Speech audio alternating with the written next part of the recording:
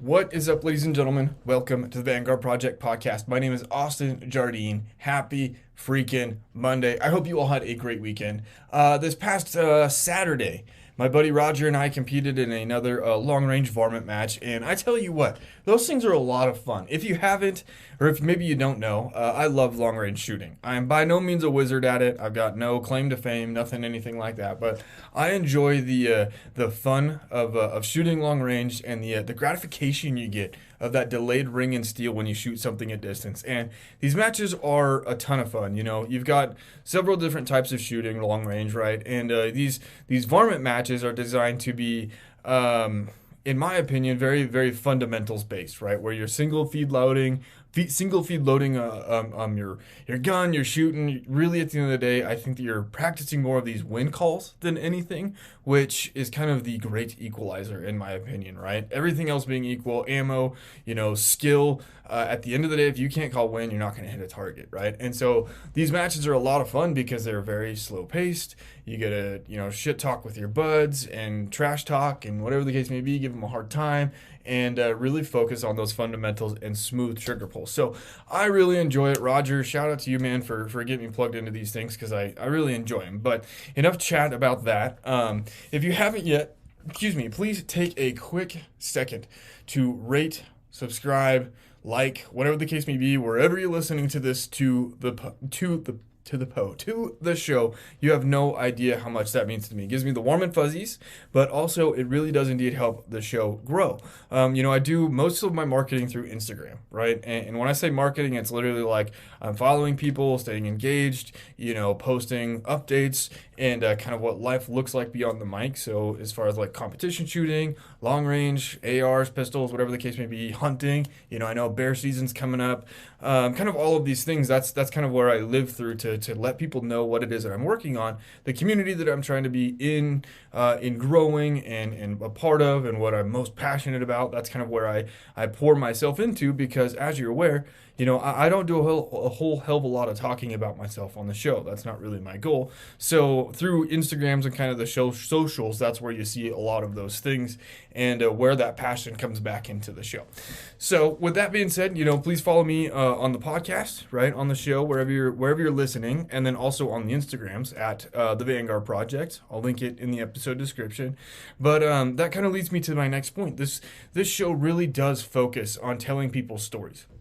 My goal with the show is not really to share with you so much about myself, but sit down with people that are doing a ton of different things, walking a completely different path that I am, to understand how they got to where they're at, what is it they've done, what they've learned, how they have gotten to where they're at, and what it's taken. Really with the end goal of kind of giving you something to chew on throughout the week, maybe apply it in a different way to your own life, maybe figure out something else to get involved in, a community, a new hobby, whatever that case may be. And at the end of the day, my kind of motto or mantra is growth through story and strength through community, because as you'll learn as you start to listen to these, right, one, you can apply a lot of what these people have to say to your life. At least I know that I can.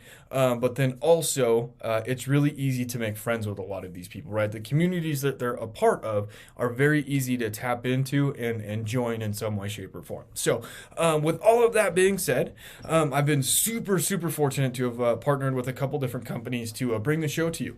And today's episode is brought to you by Eberlestock. So Eberlestock is based out here in Boise, and they are amazing people. I've interacted with them in various ways over the years, and they are just remarkable people that make amazing product. And when I was at my match this weekend, I was maybe a little Eberly stocked out, but you know what? It's because I make such damn good gear that it's hard not to always want to wear it, because at this match, I had my Bruno hoodie, which is their lightweight 4-way stretch, kind of, for me, the sweat wicking style. Like it gets all the sweat and moisture off your body. But then also I had their Thunderbolt parka on as well, which is their cold weather jacket. And so kind of those two coupled together in the morning was amazing. Like I was so comfy, flying high.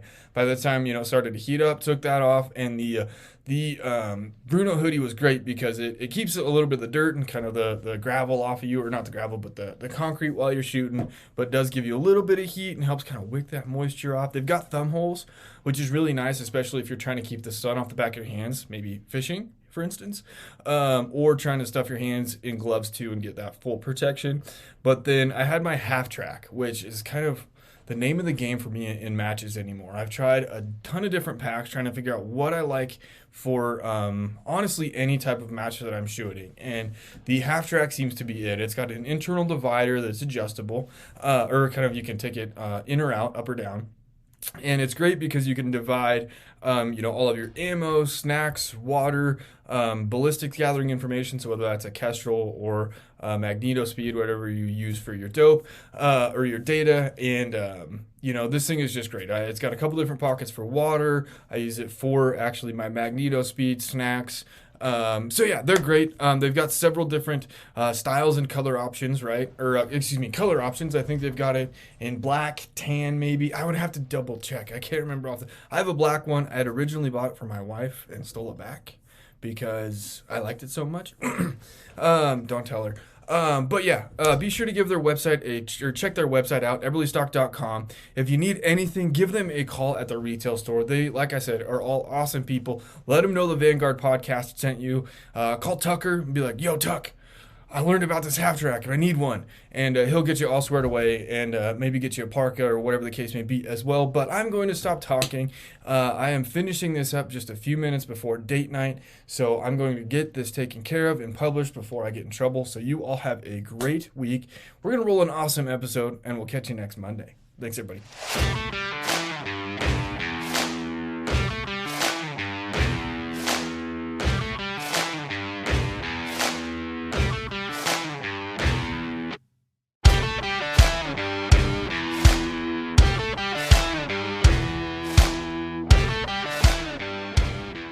What is up, ladies and gentlemen? Welcome to the Vanguard Project. My name is Austin Jardine, and this is probably going to be the easiest episode. I think at least that's what Aaron's telling me. He's going to be the easiest guest I've had.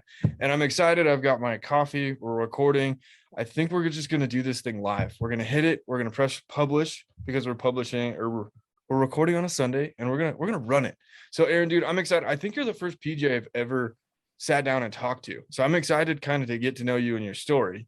So yeah, a lot of pressure. I'm here for it. I'm here to throw you the ringers. And dang it, I forgot. I was going to text Trent too to get a couple ringers to give you a hard time. Damn it. I'm so super excited. So like I was telling you beforehand, I try and sit down and have people kind of share their stories and all the things that they learned.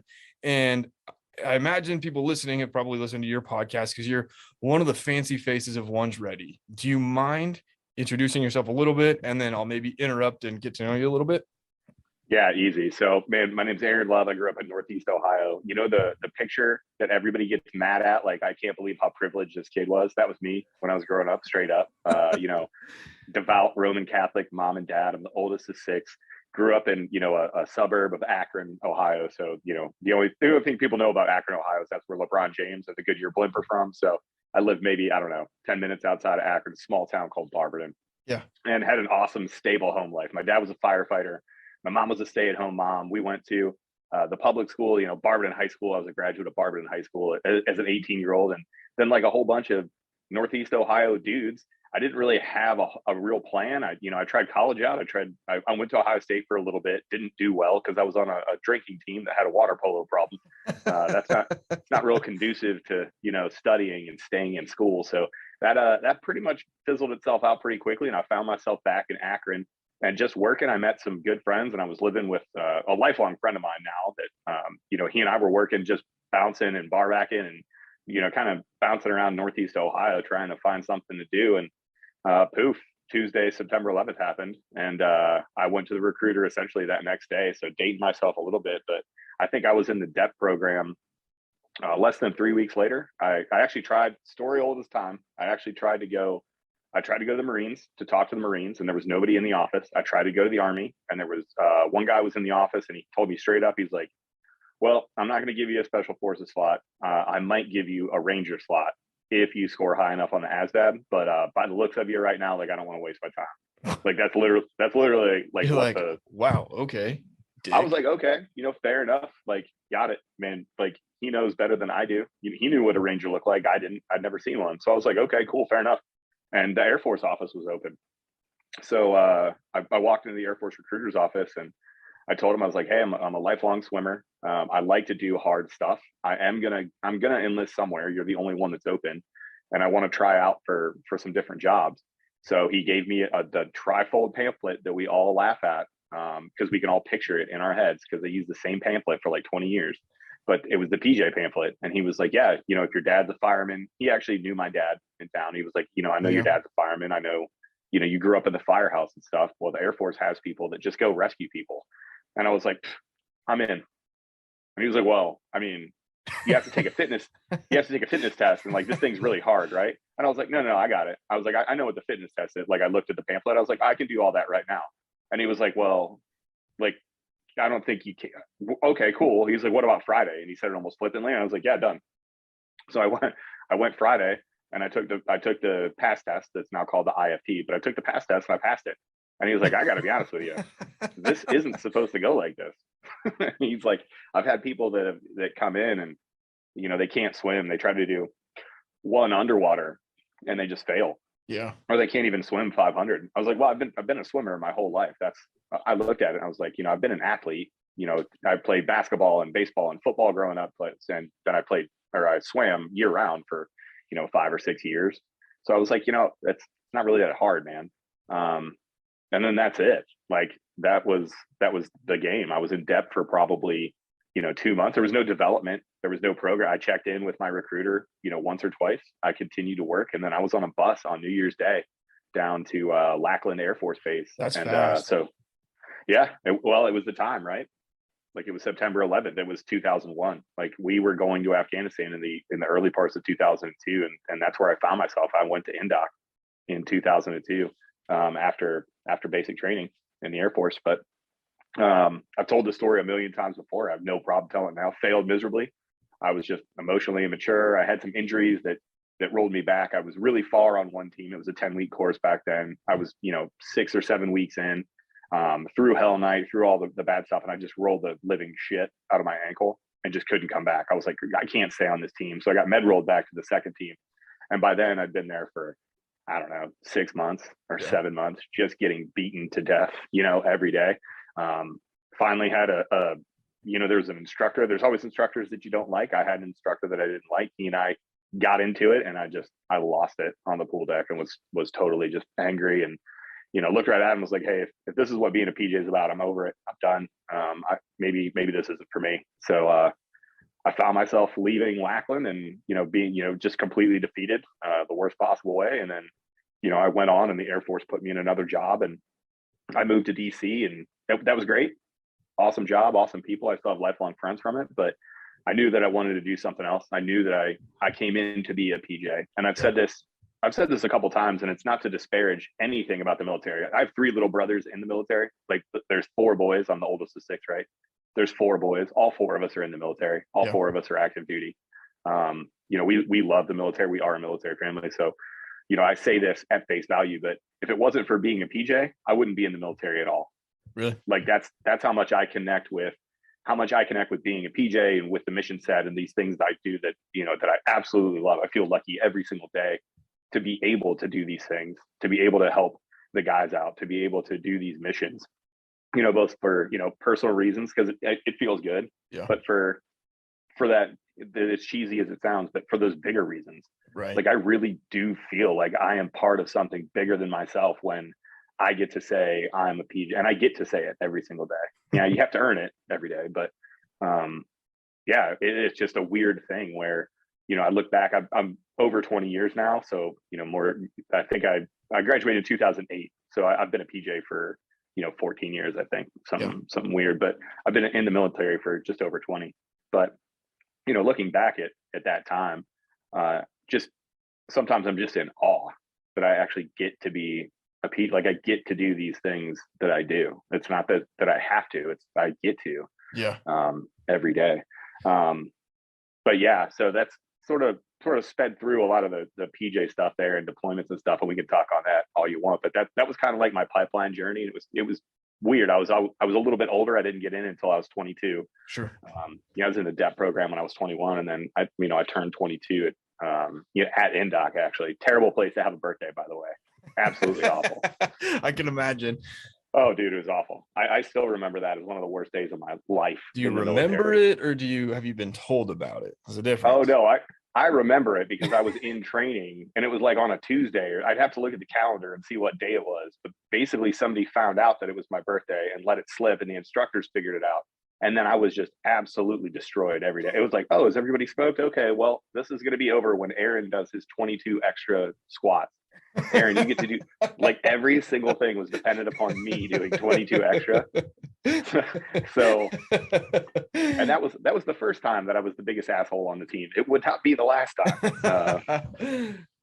That's awesome.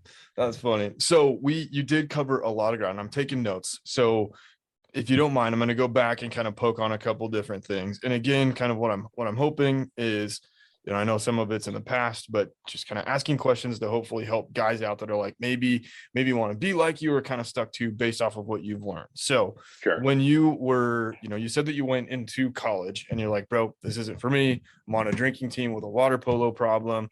What led you to say, hey, this isn't for me, I need to do something different? Well, part of it was academic probation. So shout out to the Ohio State University for having a very strict academic probation law. No, I'm the type of person where, I'll get completely narcissistic for a second. When you talk to me or when people have an impression of me, it's usually I'm pretty abrasive as I come off because everything feels like a fight. And I totally own that. Like every time I have a conversation with somebody, like, I've taken it upon myself as an older man to say, hey, I'm not arguing with you, but it's going to sound like that, right? Sure, So, sure. the other thing is that I'm usually pretty quick on my feet.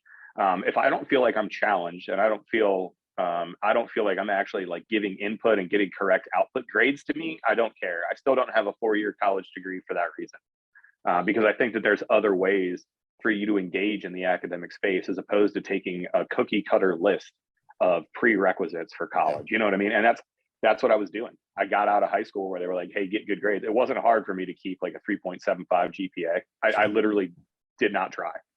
And it's not to be like, oh, look how smart I am. It's just I knew that I could like straight skate by and do the bare minimum for me and still keep it like 3.5, 3.75. And I was like, all right, cool. Right. I'm good here. You know what I mean? Well, that didn't really fly in college because they were like, not only did they not care who I was, they were just like, all right, well, I mean, show up to class. We have an attendance policy. Show up and take the test. And we have a test policy. And okay, if you don't want to do it, that's fine, but we're just going to fail you. Well, I would just never show up to class. I would show up on test days and on days we had projects, and I would typically smoke those. But when you don't feel like going to class because you're like, oh, this is stupid, that's just not. I didn't feel like I was going anywhere. Sure. I was in college because that's what I was supposed to do. You know what I mean? Yep. But it did not keep my attention at all. So I had one semester, I think my GPA the first semester I was there was something like a 2.5 or like 2.25 or something. Nice. And it was, well, everybody in my life was just like, what the crap is this? Like, do you just not care about this at all? And I looked at him and honestly, I was like, no, I really don't. So I made it through like 1 year at the Ohio State. So they did semesters. So it was like 3 semesters. So I think I made it through those 3 semesters and I was like, I'm out of here. Like, I do not care to do this for another year just to get into something that I would like. I didn't even have a major picked. Right. I was just doing stuff. You know what I mean? So I didn't know what I wanted, but I knew that I did not want that. Okay. So what did it take then for you to break the mold and say, hey, this is what I'm supposed to do, air quotes, right? Versus this is what I want to do and can be successful at? Like, what did it take for you to say, F this, I'm out? You know what? There wasn't. It was more of getting pecked to death by a duck. It wasn't one big thing. Of course, you want to default to September 11th, right? And you want to say, hey, September 11th is the thing, and maybe of course we could use that as like the impetus to go. But to be honest with you, I was ready to go before that. Like, if there was, who knows, 6 months prior to September 11th, that some Alaskan fishing boat captain came into the bar that I was working at, regaled me with stories. Like, I could have been up on a boat if I felt like that. You know what I mean? Like, yeah. It's just I was lost. Like, I wasn't, and I didn't have any problem with drugs. I didn't, newsflash, everybody in Ohio, everybody drinks. It doesn't matter if you're 21 or not. I was working at a bar, so I'm sure I'm going to get crap for this somewhere. But yes, I would drink with my friends, but I didn't have a drinking problem. I wasn't drinking to excess. I wasn't like out of options. I was just sort of into the doldrums. I I wasn't hitting rock bottom, or I had good relationships and I maintained healthy relationships with friends and family and all that other stuff. It wasn't like one of these things where, I don't want to make it seem like I was living in a cardboard box on the street and then this thing happened and I was just like, oh, this is it. The escape, yeah. But it was almost worse. It was almost just like, waking up every day, be like, okay, I got to work. I got an early shift I'm going to work. But I was working at I was working at this place that made truck tires at one point. Like, no kidding, making huge truck rims. And my job was like to put them in tolerance and measure the specific rims and buff out imperfections and stuff. And factory work in Northeast Ohio in the winter is not fun. I don't know if I don't know if you're aware of that sort of thing. But No, I can imagine, but yeah. but it was so many of those things where it was like, I don't know what I want to do, but I don't want to do this.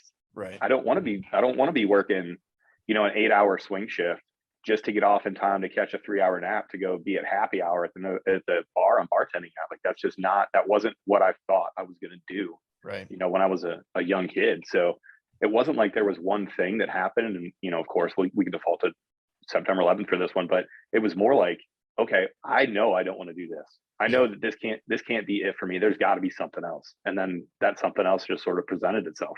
Yeah. So that's something else. Were you actively looking? I mean, because I know September 11th, right? I was 2001. I was 9 when 2001 happened, or when September 11th happened, right? But I know that some guys will say, September 11th happened. That's what really drew me to it, to go stand up. Or were you actively looking for something else? I guess my question is, what led you to the military rather than being a firefighter or an officer or something else in the same kind of vein of helping? Yeah, that's an awesome question. I don't know what it was. I know I was looking, but I never considered, although we were both of my grandpas were in the Navy, 3/4 of my uncles were in the Army at active service at some point, and just to flesh this out of how many of us have gone in the military on the Kilroy side, so the very Irish side of the family, right? There was something like 17 grandchildren, 12 of them were boys, and 11 of them served in the military. Yeah. It's just something ridiculous. It's like, that's what we did. But we were not, when we grew up, my dad was in the Army very briefly. He served like a 3-year stint in Germany. He got in, went over to Germany and did like a 3-year, quick infantry stint before he came back to Ohio. But it was never a thing where that was part of us growing up. It was never a thing. Like, my dad didn't have a bunch of like retired Army stuff. Both of my grandpas talk fondly of their time in the Navy, but it was never a thing where, hey, you're going to graduate and the military is an option. Right. They never, they would tell their Army stories or their Navy stories, and both my grandpas served in World War II. So it was one of those things where it was cool to hear, but it was never a thing. Like, I was never just waiting for that. Okay, well, I'm going to go in the military. I never even really considered it, to be honest with you, before that happened. But my dad, and it's funny, as you grow up, you realize it's kind of like a curve, right? Like, here your dad knows everything, and then you get to be about like 15 or 16, your dad doesn't know anything, and then he's a complete idiot. And then like you get out of that stupidness at about 25 or 30, you're like, oh my God, my dad knows everything. Yeah, like he's really I should have paid attention. Yeah, but my dad, I distinctly remember like the reason why I'm a PJ. My dad was driving me from, I can't remember, he was like, we had lunch or we went out and had coffee or something. And I kind of told him, I was like, hey, I'm going to go in tomorrow and I'm going to talk to the Marines and I'm going to talk to the Army. And he goes, hey, the only advice I'll give you is go to the Air Force, go and talk to them about being a PJ, talk to them about being one of their special operators. He was like, it's just probably a little bit different over there. Yeah. So just do me a favor and listen to them and hear what they have to say.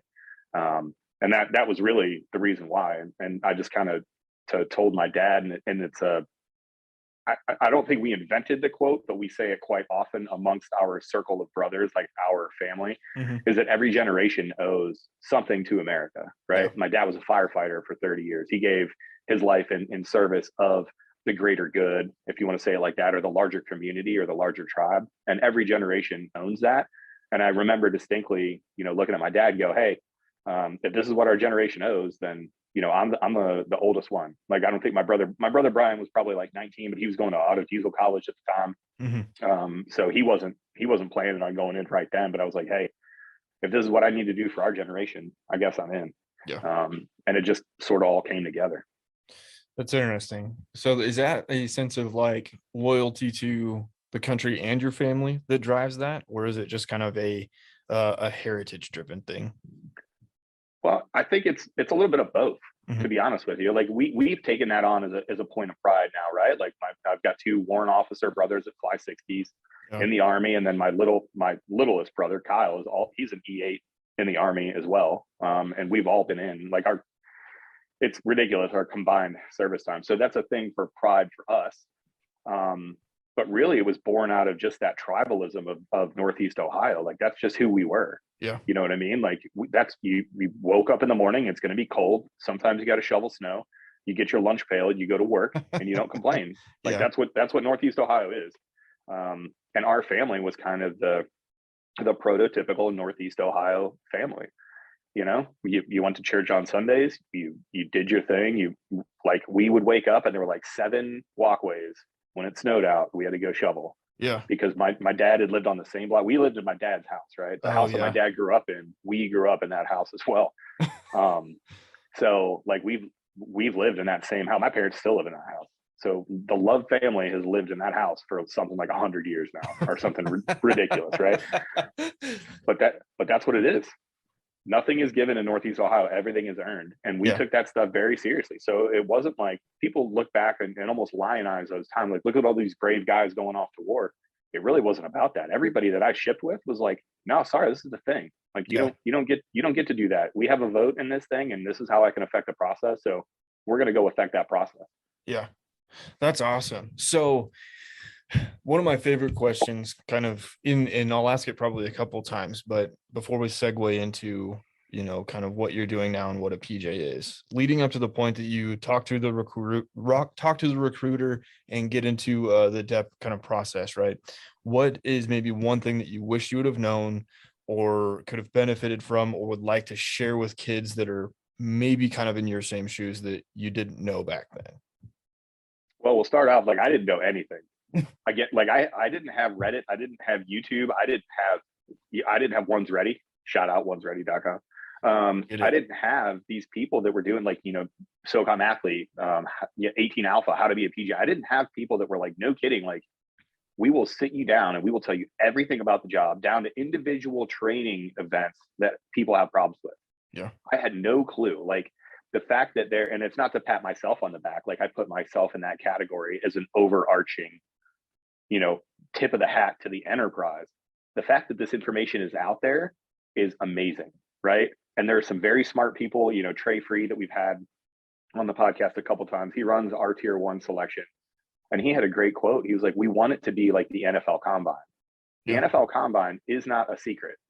You know exactly what you're going to do. 225-pound bench press, 40-yard dash, sit and reach, Wonderlic test. You're going to have to do a standing vertical jump. You're going to have to go through Indiana drills where we want to see your speed and agility. Like, come show us the best version of yourself, and then we'll bring you onto a team where you fit, right? Okay. So to answer the first part of your question, I wish that I had the knowledge and the ability just to get that information, right? But I didn't. But here I am, right? The number one thing I would say to somebody that's thinking about these things, there's something called paralysis by analysis, and Yep. we see it all the time, right? It's like, okay, well, I'm going to do this thing, but just give me 2 more years. I'm going to finish this program. And then after that, give me another solid 6 months of training. And then after that, if I feel ready, I'm going to make up these gates to make sure that I'm racking and stacking appropriately. And then maybe in 5 years, maybe I'll go. You can't do that. That's not the way it works in the military. That's not the way it works in combat. That's not the way it works in tactics. Yeah. You come up with the best plan that you got right now and you act quickly and you keep that momentum going. So whenever anybody asks me, like, what do you wish, I think, not to pat myself on the back, but to use myself as an example, I think I did it the right way for my advice. Right. Because I was just like, all right, well, I know I'm going in. I know I want to be a part of this thing. I'm going to let them tell me no. I'm going to let them tell me you're not ready. Like if I went for that, that initial PT test and the guy's like, you're not ready to go, I'd be like, okay, well, what do I need to do to get ready? When can we take this test again? What are your options? People hold themselves back from these things. We see great candidates that are just physical specimens on the guy and the girl side, by the way. They're just crushing it. We're like, what are you waiting for? They're like, well, I want to do this. I want to be at this running speed and I want to be doing this many things. We're like, yeah, but you understand you're already in the top 10% of classes. What are we waiting on here? Make Yeah. a decision. You know what I mean? Yeah. Yeah. It's interesting. Over the past year, I've talked to a lot of folks, that say very similar things where it's like you hold yourself back and at some point you just need to start, right? Like stop thinking, which I get eaten by analysis paralysis like all the time, like Right. my day job is analytics. So like naturally I overthink everything. Right. And it's kind of funny because over the past year talking to people, it's like some of the most successful, happy, like well-rounded people just fucking do something. Like just go Just for send it, it. Yeah. And you might fail and it's scary. Like I did the first time. And again, like I don't think anybody should hold me up as any sort of example of how to go about these things, to be honest. And that's for literally everything in my entire life. Yeah. But I went and I failed and I was able to get back to it. So even the people that are like, well, what happens if I go and I don't get picked up? They're like, well, if it's important to you, you can go back and you can try again. And, sometimes like I went through 4 INDOT classes. Yeah. I graduated on my 4th one. I got sent home for a back injury when I finally went back after 4 or 5 years doing that other Air Force job. And again, I'm not the example. I'm not some superhuman. I'm like the 70% example. Like you should look at me and be like, if this idiot can do it, I am positive that I'm going to be fine. I'm bigger, stronger, faster, and smarter than Aaron is. I should be able to make this happen. Yeah. Okay. Awesome.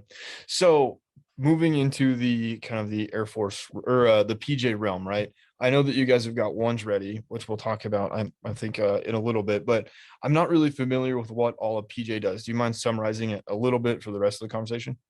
Yeah, sure. I got you. So pararescuemen or PJs. So Mhm. PJ is a retronym. Back in the day when you were flying, so we were always on aircraft when we started, right? And we've evolved a little since then. But when you were on an aircraft, the pararescueman used to be called a pararescue jumper. And on the flight forms, they would put in PJ. Mm. So PJ it's called a retronym. It doesn't actually mean anything now. That's just everybody called us PJ. Like they would look to the back of the aircraft and be like, hey, PJ, you got to get going. You're like, Yeah. oh, okay, cool. So that's why we're called PJs. But Got it. pararescuemen and combat rescue officers are in the Air Force. And in the DoD, every single service is supposed to be able to rescue or recover their own personnel or equipment. So for instance, one of the 9 tenets of SOF, one of the 9 things that all SOF operators do is personnel recovery. The Air Force just happens to have people that train, equip, employ, and deploy for the means of personnel recovery in all of its facets 24/7. So we're combatants, meaning we're not just, we have a medical capability, but we're not medics. We have a technical rescue capability, but we're not just technicians. We're combatants first and special operators first. And then the things that we do really, really well, shoot, move, communicate, lead, all at a gold standard, all at the lowest possible level, technical rescue and combat trauma medicine. Okay. That's what we hang our hats on. So we have a lot of employment, meaning there isn't an environment on the earth that we can't gain access to in order to get a patient, a sensitive item, or some other objective. So we're combat divers by nature. We're military free fall qualified. We have a very, very high instance of the longest progression of those skills, right? So we don't just have like jumpers. We produce a lot of jump masters. We produce a lot of dive supervisors, all for the sole reason of if somebody is hurt, lost, injured, anything, if they're, even if they need recovered, pararescuemen are there along with the rescue teams, both on the AFSOC side of the house and the ACC side of the house. We are there to gain access to whatever environment that is, whether it even be contested or denied environments. Yeah. And we are going to save that patient and bring them back home. The career field motto is that others may live, because a lot of our missions, we operate in small teams. We call them teams. A typical special operations team is 12 to 20 people big. We call our teams about 6 people. And, and a lot of times we're doing what we're calling, layer 1 PR. Layer 1 PR is where a PJ is actually attached to the team. Like they go with the SEAL team, and they go with the ODA team, and they go with the Rangers to provide that capability essentially right there on the ground. So you could be the only PJ in a battalion of Rangers or a platoon of SEALs, or you could be operating on a smaller team of pararescuemen and combat rescue officers. And then on the ST side of the house, you're part of a smaller ST team. But that's what a PJ is, kind of in a nutshell. So they're special operators in the Air Force, primarily focused on getting after the AFSOC missions, which are precision strike, global access, and personnel recovery, and then personnel recovery on the ACC side of the house. Dang, I just got like super excited thinking about that. Like, I think my life choices should have gone a different route. No, I'm just kidding. So you guys are like awesome. A one-stop shop for like all the fun stuff, as far as like jack of all trades, doing crazy shit, saving people, marksman. That sounds like a good time. So I know it is the pipeline, and I know, and I'm kind of just asking because I'm curious. Is the pipeline the same? Because like I know I talked to Trent a couple months ago. When you say, hey, I want to join, AFSOC, you get put into one pipeline that then branches out into combat controllers, special recon, and kind of the other. I don't remember all of the rest of them, but right. Do they all kind of branch out from the same, or do you select an individual path that you want to follow? So it's kind of like both. So it's both of those answers. What we have right now is called SWOV. So Special Warfare Operator Enlistment -Vector, right? So that basically is like, okay, you want to be a special operator? Cool. We're going to put everybody into this bucket. We're going to give them this initial fitness test, and we're going to make sure that they have like the minimum for fitness requirements that they need to get in. Now, you may go to your recruiter and you may say, hey, I want to be a PJ. And he's like, okay, cool. We're gonna get you there to be at a PJ with your developer and with your recruiter and all that other stuff. That's fine. You want to be a PJ. On the other side of that coin is somebody that comes and goes, listen, I don't know what I want to do, but I know I want to be a special operator in the Air Force. And then they're like, okay, cool. We're gonna get you to this minimum level of physical fitness. We're gonna train and develop you. You go through you go through basic Air Force basic training, and then you go to what's called SWIC, so the Special Warfare Candidate course. That's a prep course for assessment and selection. And during that prep course, you get to raise your hand and go, okay, I thought I wanted to be a PJ. I'm totally right. I've been able to talk to PJs now. I get briefs from people that are in the career field. You meet actual operators and you go, okay, cool. I want to be a PJ. That other candidate that was like, I don't know what I want to do. Now they basically get to look at combat controllers, special reconnaissance, pararescuemen, and this is all on the enlisted side. You look around and you say, oh, special reconnaissance is really cool. I would like to be assessed and selected for special reconnaissance. So it's an answer to your question is yes. The pipeline is the same as it's always been. You can totally come in 100% for, I want to be a PJ. Cool. You're in. You can come in to be a PJ and you can never change that. And you have every opportunity to be a PJ.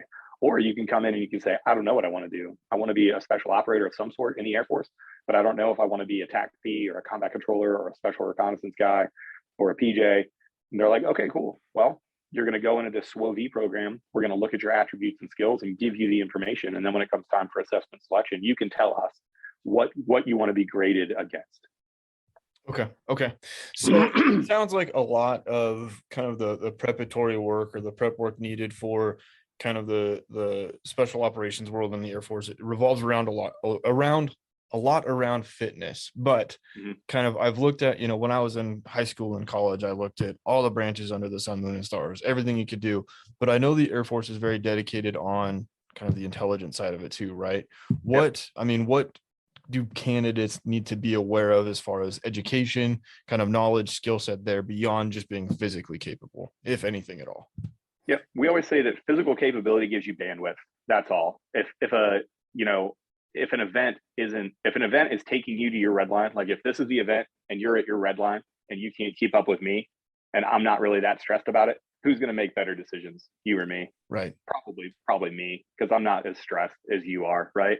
So that's why physical fitness is so important for us, it has to be block one. That's the bottom of the pyramid for everything else. Okay. The good thing for people, and we get this question all the time, is how do I prepare? What things should I be studying? I don't really have a thing that you should study other than being a good adult learner, being able to take feedback, being able to take criticism, and then being able to apply those things to the next time that you do an event. Yeah. As an instructor in the pipeline, I don't care how smart you are. Like, I don't care if you're a super genius. And there were guys that would come through way smarter than me, like vetted microbiology degrees from Brown, like MIT degrees, like Harvard degrees on enlisted dudes, right? Like, they are smarter than me. But I would watch them fail because they couldn't be a good adult learner. They didn't know how to actually like take that input, internalize it quickly, and then turn it around. Where I would see people with, I always use myself. While I'm not a very credentialed individual, Like I have a high school degree. I got a couple of associate's degrees from the Air Force, right? Like that's it. I don't have a lot of pieces of paper saying, hey, you're really smart. But I was able to keep up with the curriculum because I'd be like, okay, well, I'm really stupid. I need to listen to what this person says and I need to do it like they want me to do it. Right. Like I need to be able to take information that they're giving me in real time and change what I'm doing and not think I'm smarter than somebody else. Those things, that coachability, that trainability, that ability to take input, we have moved away from the old indoc model where we had the indoctrination course. We moved to more of an attributes assessment, which all the tier 1 units do, by the way. People freaked out about changing ANS, and they're like, oh, this is never going to work. Be like, well, all the tier 1 units assess like this. So, I mean, maybe it will. They're pretty good at what they do, but because the question always was there is like, okay, you need to do 75 sit-ups. You only did 73. Does that person that just did 2 sit-ups, do you think we should look at some other things before we completely eliminate them from a pipeline that they just showed an aptitude to be in? You know what I mean? I've seen great dudes fail the indoctrination course for, missing 2 push-ups. Yeah. Missing a couple seconds on a run. Like, shouldn't we be looking at the rest of them as a holistic person and going, wait a second. Right. Everybody on the team loved this guy. He was a leader. He killed himself for everybody every single day. He never did so much as a blip in the disciplinary realm. Like, are you telling me this isn't a good candidate? Does 2 push-ups make a PJ? Yeah. I would argue no. I would argue that we should be using an attribute. You should always have a physical gait. There should always be a floor that I can look at you and go, hey, you're not in the shape that you need to do this job. We should always have that capability. But for those people that are getting in now, there is no one area or focus. People are like, hey, should I start studying anatomy now? If you like anatomy and you're going to be a PJ, sure. But I don't know how much that helps. You know what I mean? Yeah.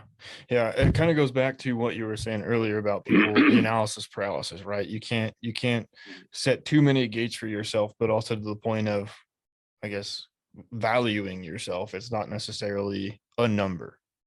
Right. It's like having kids. You're never going to be ready. You know what I mean? Like if you're waiting till you feel ready to have kids, you're never going to have kids. If you feel like I was not ready when I went into Indoc, I knew 100%. I'm not at grad standards right now. I'm not able to complete the exit exam as the shape I'm in right now. But that's literally what trusting the process is, because those courses are meant to select you and build you up to get you there.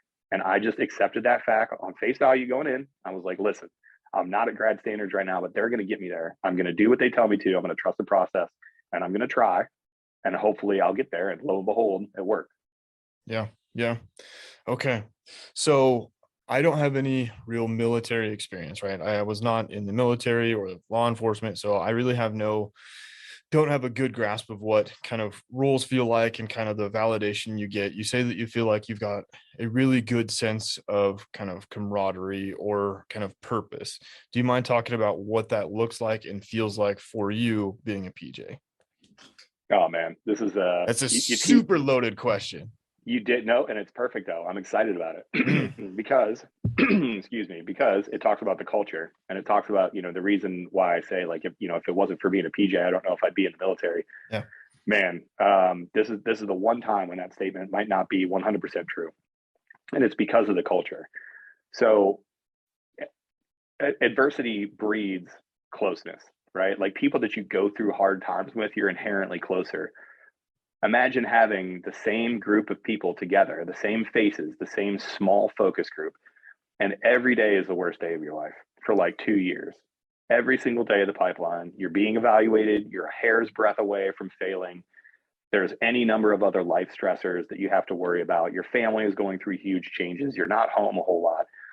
Imagine the bonds that you form just in the pipeline. Yeah. And then you graduate and you go on and you get to your first unit and you kind of have to assimilate into a different culture. I went to an STS fresh out of the pipeline, and overseas STS. So it was a little bit different flavor. We did a different mission over there, but those teams are extremely small. And then it was a weird thing once you graduated the pipeline and you got into active duty, you were like, oh, wait, this isn't training anymore. If I do something wrong here, if I'm not paying attention or if I'm not locked on, some of my friends or myself, I could die doing this. We do dangerous things. Yeah. And it's weird that they become commonplace. We just had a free fall jump, last week. I think 30 or 40 of our operators got out and on the one sunny day in Washington that we've had so far. But Um, got out and did a free fall jump. That's just a Wednesday. Like dudes go back, like that's a bucket list for people, right? Like they Yeah. want to go skydiving. My guys did that on, you know, like a Tuesday afternoon, and then like just went back to the office and like did paperwork and stuff, right? Like having a group of people that are singularly motivated and focused on what it is that they do. You can't keep up with everybody at the unit. Everybody, somebody at the unit is stronger than you. Somebody's smarter than you. Somebody's better at their job than you. Can't be. There is no one perfect operator at the unit. Having a culture like that is like no other. Yeah. You want to compete with those people because you want to beat them. It's always a competition, but you are also so happy when they succeed and you don't. You're like, I don't care if I didn't win. You deserve it. You are awesome because we're all fighting for the same thing. In the end, that small team is fighting towards a singular mission accomplishment. Right. And that is unreal. The friends that you make, the relationships that you have, I mean, they're life lasting. Somebody could text my phone, and it happens every once in a while. Somebody will text me and they'll be like, "Hey man, I was just thinking about you. You know, how are things going?" I would drop whatever I'm doing for that guy that I haven't talked to in years, sometimes decades, because those are the bonds that you form going through these sort of things. Like adversity builds these friendships and these relationships. And when you have an entire culture, and this is everybody, it's not just the operators, it's the people that work our support. You know, some of the best people at the unit. There's always a couple people at a unit where if you took those people away, the unit would just screech to a halt. Sure. And it's always support. It's always that guy that works up in the admin section that knows ins and outs of every process to make sure that we're not failing, to make sure that we can focus on doing our job. Or it's always, you know, the logistics superintendent that knows how to literally do everything that you need to do to make an operation go off for real. Right. Those guys are also crushing, guys and gals crushing towards a singular goal. So, you know, I will temper what I said with, you know, I don't know if I'd be in the military if it wasn't for being a PJ. I just think being a PJ gives me it's like a magnified look at what is great about the military, which is typically the people that you meet and those things that you're able to do as a team. Yeah.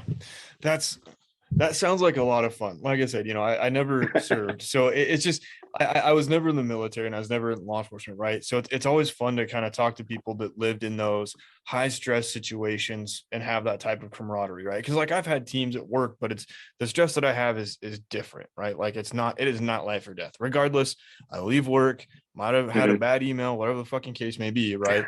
You know, but at the end of the day, like I don't die right. unless there's an idiot on the highway. That's it. Right. But like, what's it like? I mean, I feel like I've got questions around like building that and what it's like living in that kind of high speed environment, I guess. Right. Like, does it wear you down at all? Does it just get you jacked? Are you like adrenaline dumped all the time?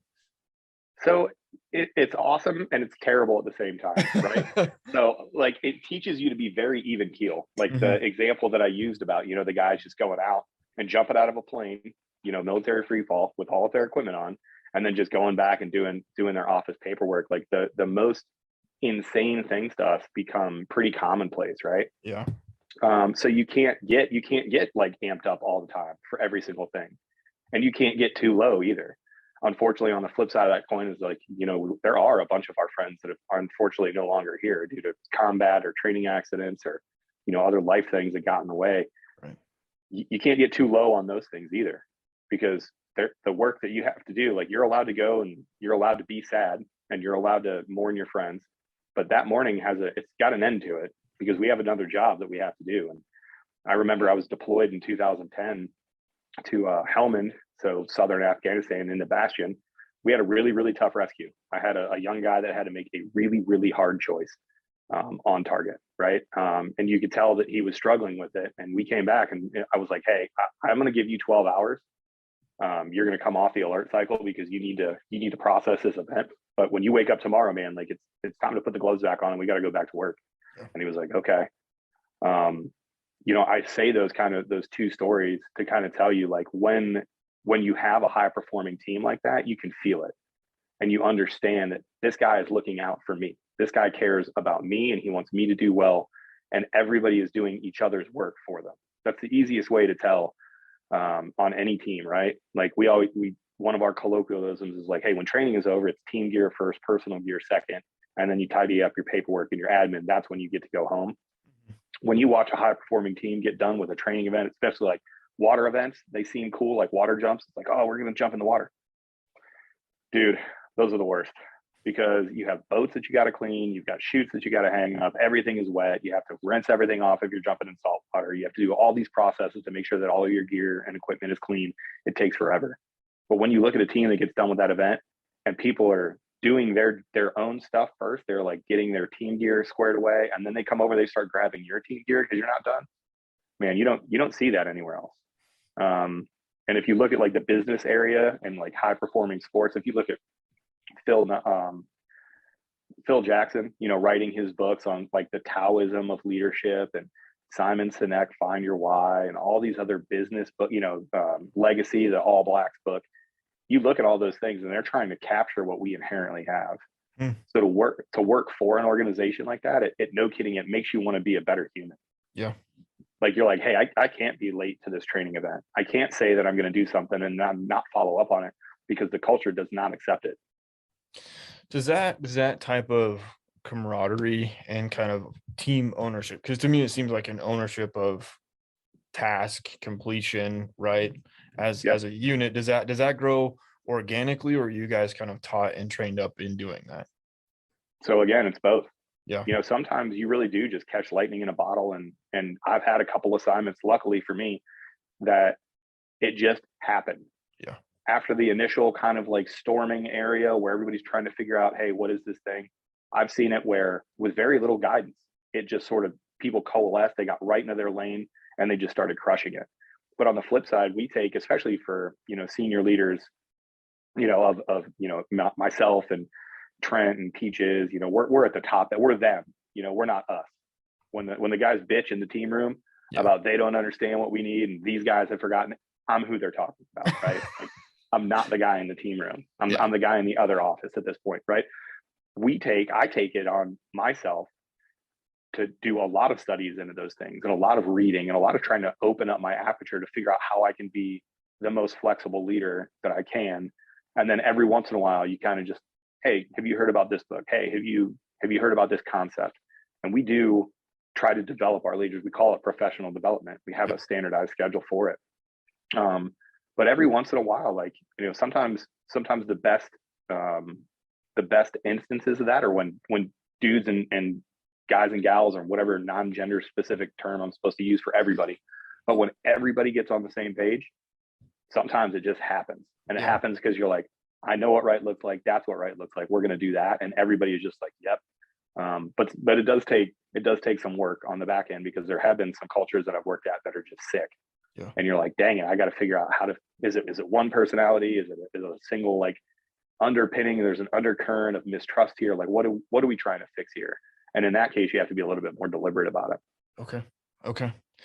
So one other question I would like to ask too is, I know that we talked about it taking 4 attempts to make it through the pipeline for PJ, kind of taking a sidestep and working another kind of career path for a little bit. What was that like for you, kind of on the front of motivation and sticking to what you knew you wanted to do?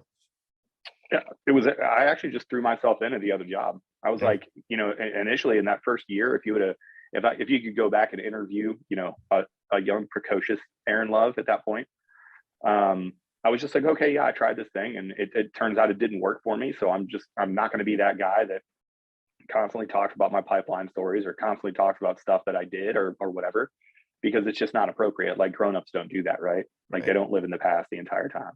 I don't relive my high school swimming career for the same reason. I was mediocre. I never did anything like super great. So I don't really need to talk about it, and it didn't happen. I actually got to go to jump school. I got to go to Fort Benning, Georgia, and go to Army static line jump school as part of that other career field.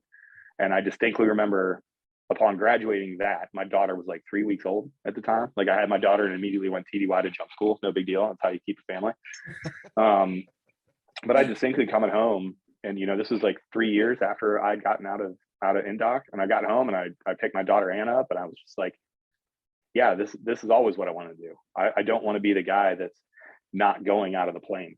Right. I want to be the guy that's jumping out of the plane.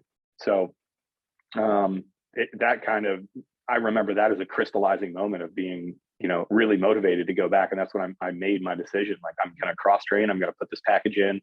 I'm going to train up physically for what I need to do. And I'm going to try to do this thing another time. But that in between time, like, I was pretty burnt out. I was pretty disillusioned. Like I said, I was pretty emotionally immature. So I had a lot of feelings about how my initial pipeline went, right? Like those first two teams and the team that I eventually left, like I wasn't very moto to go back at that point. But it's because, again, I needed to grow as a person, and I needed to be able to disassociate, like, hey, this was a failure. It was a failure for your own fault. I didn't fail because of anybody else. I failed because of myself. Mm-hmm. Like, I was the one that drove that train, and it took me a little bit to get there. And once I got there, I was like, okay, cool. Well, now here's the next thing. I'm going to be as good as I possibly can at this job. And I'm not going to talk about what could have been with whatever else. But then as soon as I got back from that jump school, I was like, no, this is it. I want to go back. Yeah. So that sense of kind of ownership of, hey, accepting, this failure was mine, nobody else's, I need to own up to it. Did you go through kind of the growth into that, or was it like immediately fail, move on, okay, understand this is what happened, this is my thing to own? Or did you like resent everybody for a period of time, get help in figuring it out? Yeah, and the answer again is both. You know what I mean? Like, they didn't give me any time. There wasn't like a month period where they were like, hey, we're going to let you decompress, and we're going to give you some mental health professionals to talk to and help you work through your failure. And then when you're in a good place, we're going to let you cross train. The military was like, okay, you tried this thing. Are you going to stay in? I was like, yeah, of course I'm going to stay in. We're like, okay, well, here's a new job. You leave on Friday. Class starts on Monday for your next training. Like, you have to go through training for this other school. So that's crazy. It wasn't, it was like, pack your shit, you're gone. Like, you're like, and no harm, no foul to them. I completely get it. Right. You tried, you failed. Thanks. You're a no-go at this station. Grab your shit, go to station one. So it's kind of both. Like, I had to focus on that new class and getting that new, career field done. Because if I'd have failed, they would have kicked me out of the Air Force. They'd been like, yeah, 2 tries is too many. You're out.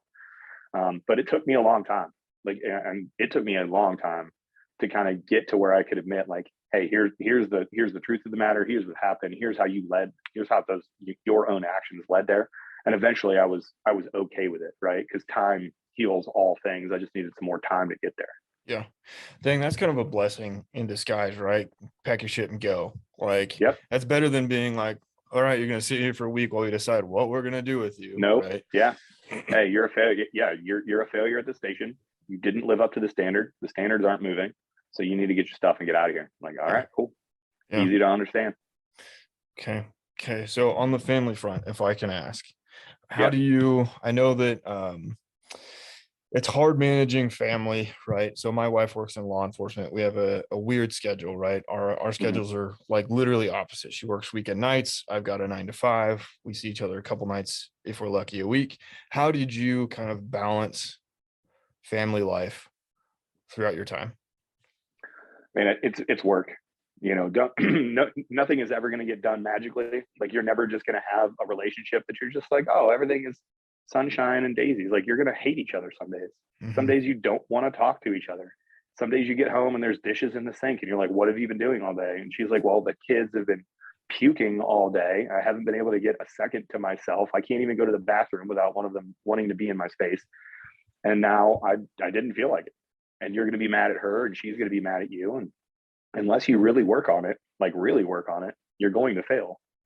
And, the people that, the people that do the best with this are kind of the people that are just the most honest as they can be with their spouse. Especially the pipeline, you see it pretty often where people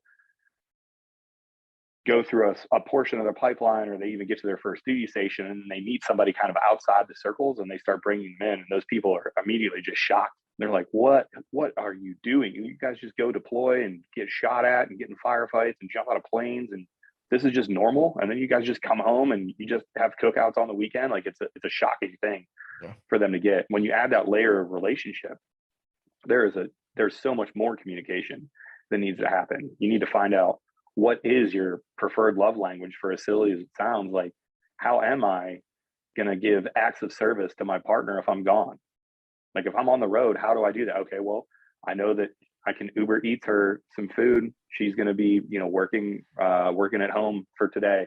I can Uber Eats her some coffee. I know that she'll like that. Like, and vice versa. How can your partner support you doing these really hard things? Like, the relationship and family dynamic of it is insanely hard. However, luckily for us, we bring all that in as close as we possibly can.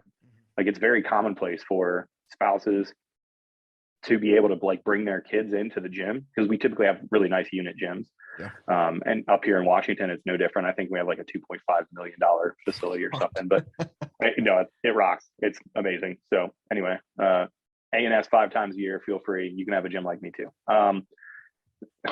Yesterday when we went in, I went in and I was working out, and there was wives and kids and dogs, and everybody was kind of like just tribally like parenting. Like, you'd be lifting, and one of the kids would be getting grabbing a barbell or something. You come over and you're like, no, sweetie, come over here. And their parents would be working out, and that's awesome. When you have that tribe, you're not just alone on an island. It's not you and your partner, it's the entire tribe trying to figure out what this is. Typically the wives get really close at our organization as well for that reason.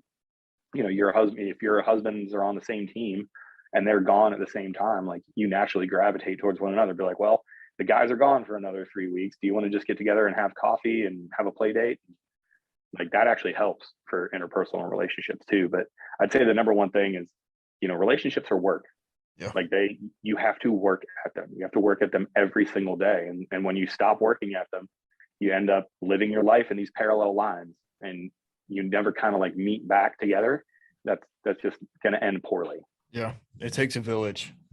And I'm hearing that your village is very strong, which is really sweet. And I'm picturing you being like getting shot. I'd be like, just a second, I'm fucking ordering coffee for my wife. Out of here. Definitely. Yeah. With as much as I'm needed, like I said, like I'm a they, not an us. But as much as they need me on target, which isn't a lot, I got plenty of time. I just get on the A-Tech, hit up the Uber Eats, and I'm good. That's awesome. So if we could, One's Ready. What I know that's kind of your guys' big media outlet now, and kind of getting folks. Do you mind sharing, for guys that don't know, maybe tapping into some folks that haven't heard of you guys yet? What is it? What do you do? And how does it help? Yeah, too easy. So, man, about 3 years ago now, we kind of all got on a phone call together, and we were all engaging on a bunch of different spaces. Like, Peaches was all over Reddit. Trent was trying to get the word out about SR and the career field changes. Brian had how to be a PJ. I was on a different site called Shadowspear for a long time. Mm-hmm. And we were all kind of answering the same questions. We would laugh when we would talk to each other. We all knew each other from the STS over in England. And then Trent was a mutual friend that I hadn't met when we first started, but obviously now we're really close friends. But we basically laughed, and we were like, what would be cool is if I didn't have to answer, what does a PJ do 400 times? If I didn't have to answer, well, what do you do when you're not deployed? What's home life like? What's it like having a relationship? Like, all those questions that people want to know. We made a joke. We were just like, what we should do? We should just start a podcast. We should just have like frequently asked questions. And then that way, when people ask us, we just be like, go listen to episode 10, go listen to episode 12. And that's no kidding how it started. And it started because we typically in the Air Force, if you ask somebody, what does a Navy SEAL do? Everybody knows what a Navy SEAL does. Even if it's the movie version, they can be like, okay, I know what a Navy SEAL does. Or what does an Army special operator do? How about the Rangers? You know what the Rangers do? And people can be like, okay, yeah, I know, it might be a little bit movie, but if you walk on like a regular street and you're like, hey, what does an Air Force pararescueman do? They're like, if you go in the Air Force and you ask people, what does a PJ do? Or what does a combat controller do?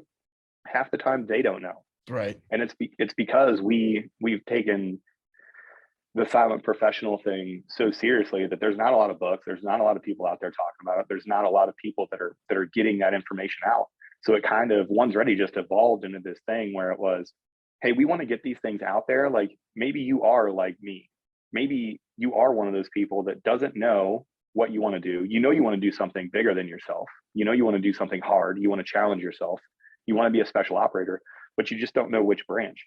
Yeah. Well, that's where One's Ready organically grew into that space, to where we say, the Navy SEALs have about 5,000, I think, Navy SEAls, 3,500 to 5,000. We have 500 PJs. Whoa. Like we're a tenth of their size. And if you Yeah. look at the Ranger battalions, they're much bigger than that, right? We need good candidates to come over. And just because, like, I don't know how many friends that I've met in the Army and the Navy and the Marines, they were like, holy crap, like I had no idea that you guys even existed. If I'd known back then, I would have tried to be a PJ. Yeah. And that's kind of where we live.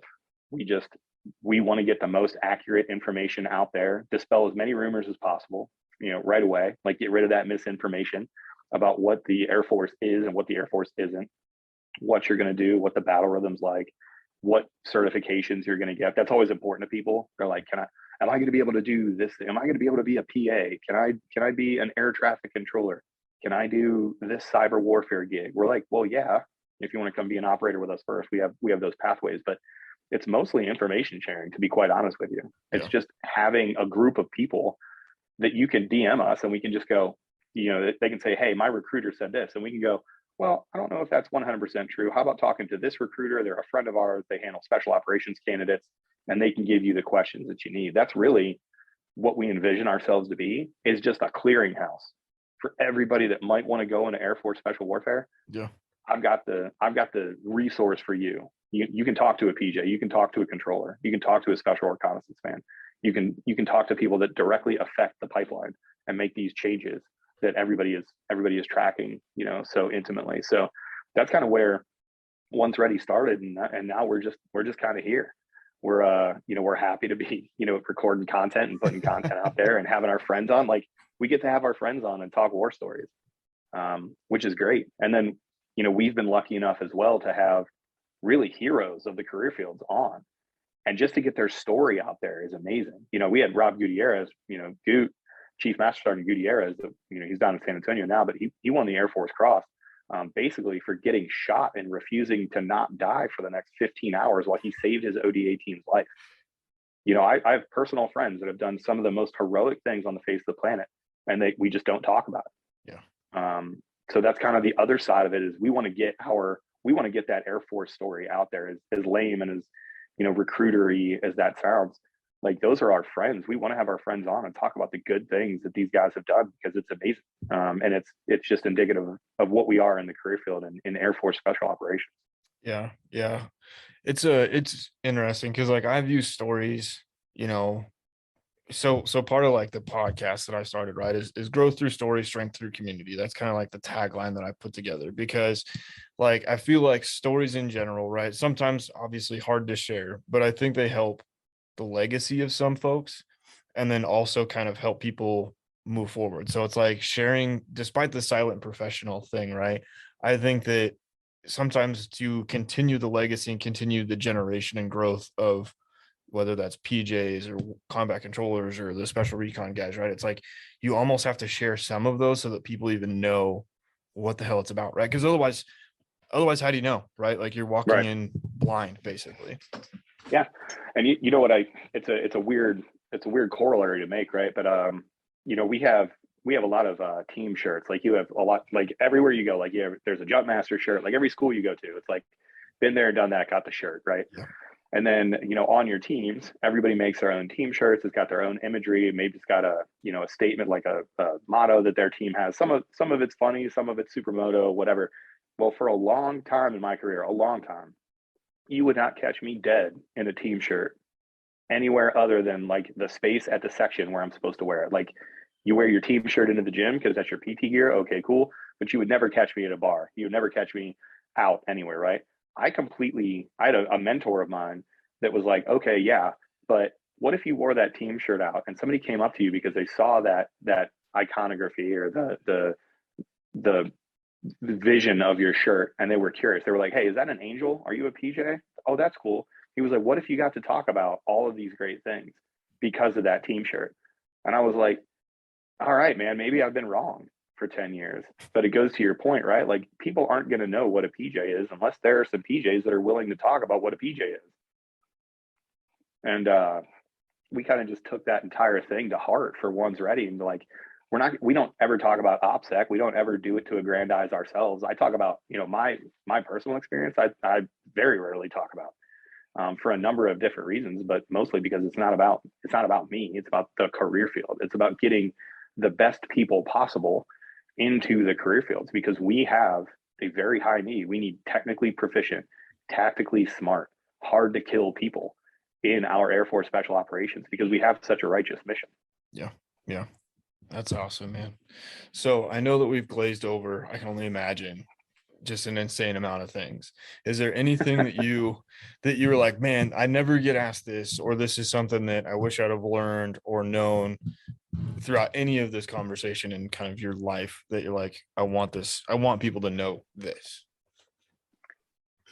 That is a great question. Favorite loaded question. Favorite loaded question. That's a good one. Yeah, it really is. That's a good one. I don't know, man. Like it's hard to stay away from, at the personal level. I wish that people could talk to me more frequently and because we always get pushback. Like one's ready for the entire time we've been here. It's, oh, you guys are trying to make money off of this stuff, or you guys aren't doing this the right way, or whatever happened to be a silent professional. And from a personal level, I wish that those guys would just call us and talk to us, because we get rumblings on it every once in a while. We'll get like an email or a message, not so much anymore. But we just wish you would call and talk to us and be like, hey, like let us tell you what this vision is. You decide if it's righteous or not, but at least talk to us and let us know. For me as a person, like me as a dude, I wish I would have taken a second as a younger candidate coming in here, and I could just find a way to just turn that ego off from the very beginning. Yeah. And just go, okay, cool. I am here to listen. I'm here to take the trash out as a young team member. I am here to be as technically proficient at my job as I possibly can be from the very start. And I'm just here for the team. I wish that I had internalized that lesson way earlier in my pipeline career, in my career period, in my pipeline as a NCO, as a senior NCO.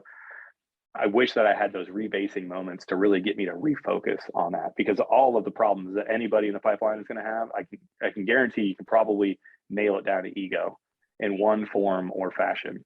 Yeah. So battling that ego and finding a way to get away from those, just constantly looking inwardly, that helps out about 80% of the candidates that we talk to. Okay. Whether it's paralysis by analysis, whether it's any of these things, these decision-making processes, if you just eliminate the ego from a lot of those conversations, the number one, your path becomes immediately clear. We're like, oh, this is objectively true. I should go do this thing. And I was just resistant to it because I was feeling some type of way. Okay. Awesome, man. Well, thank you. I appreciate you sitting down with me. Oh yeah, no problem, man. And I will come on anytime you want. I don't know how popular it's going to be. I make the joke on our podcast about, you can say anything you want in the forest because nobody's there to listen to it. So, I mean, I'll continue to come on. I just don't know who's going to listen. Deal. I'll have to sit down. I'll have to put together some more random. I'll hit Trent up, and I talk to Peaches next weekend. So as I learn more about kind of your guys' world, I'll sit back down with. Aaron, man, once again, thank you for taking the time. I appreciate you waking up on a Sunday morning to record with me and sharing your story. I had a great time talking and look forward to connecting at some point in the future and maybe deep diving a little bit more into some of your stories and some of the things that you've learned along the way. Everyone, I hope you took some good information away. I will be sure to link Aaron's Instagram info in the episode description, as well as the link to Once Ready's website. But other than that, I hope you all have a wonderful week, and we will catch you next time.